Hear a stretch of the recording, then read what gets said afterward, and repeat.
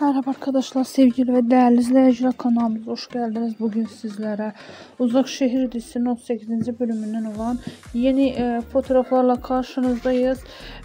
Diziden Bora'nın armasının güzel paylaşımlarını sizlere takdim ediyoruz. Alena Cihan'ın akranı olacak. Gelen hafta dizimizde bilinecektir. Anında haberdar olmak istiyorsanız da Starship kanalına abone olmayı unutmayın. Hoşça kalın arkadaşlar. Bizden bu kadar.